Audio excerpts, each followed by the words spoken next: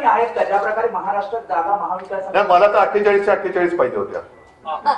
मला तर 48च्या 48 पाहिजे होत्या. काही ठिकाणी ठाणे असेल किंवा कोकण असेल. ठाणे आणि कोकण, मला नाही वाटत कोकण हा शिवसेनेपासून माझ्यापासून कोणी तोडू शकतो. त्याच्यामुळे कोकणचा पराभव हा अनाकल्य आहे आणि नक्कीच क्लेशकारक आहे.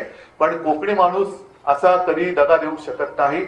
मला नाही वाटत तिकडे लोकांनी शिवसेनेच्या विरोधात मतदान, काहीतरी असू शकेल गडबड, बघायला लागेल.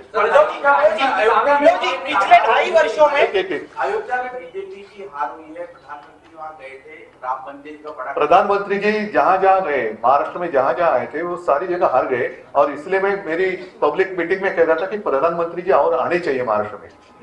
उन्होंने हर एक जगह पर मीटिंग ली होती तो हमारे लिए काफी अच्छा काम, हमारा प्रचार वही कर रहे थे. सांगलीमध्ये काँग्रेसने आपल्या उमेदवारासाठी काम केलं नाही असं दिसतंय.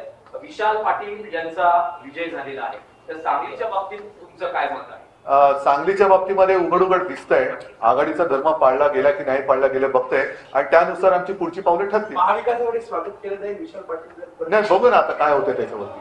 उद्धव जी, पिछले 2.5 वर्षों में जब से आपकी पार्टी तोड़ी गई या नाम छीना गया, पार्टी का चुनाव चिन्ह चयन, तब से लेके अब तक का जो यात्रा कैसी रही? क्योंकि इस तरह की जीत की अपेक्षा जो है बीजेपी की तरफ से कहा जाता है ये संभव नहीं है, लेकिन वो करके दिखाया आपने. मैं तो जितने सारे लोगों ने मुझ पर विश्वास दिखाया उन सारे लोगों का दिल से धन्यवाद उनको देता हूं. और मैं तो कहता हूं कि अब तो लड़ाई की शुरुआत हुई है. आपने जैसे कहा कि पार्टी तोड़ी गई, छीनी गई, मेरा पार्टी सिंबल छीना गया. यहां तक कभी कहा जाता था कि मोदी जी का फोटो लगाकर हमने इलेक्शन जीती थी.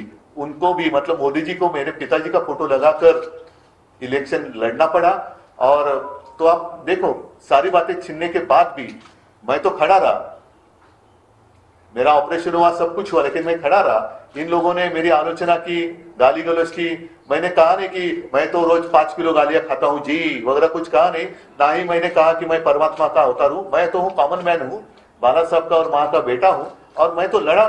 जितने सारे लोग मेरे साथ खड़े रहे उन सारे लोगों को धन्यवाद देता हूं. और उन्हीं का आशीर्वाद मेरी शक्ति है, उनका ही आशीर्वाद मेरी शक्ति है. और इस शक्ति को मैं कभी धोखा नहीं दूंगा. सर, धनुष्य बाण आपके साथ नहीं था. नहीं, सारी बातें उन्होंने छीनी थी.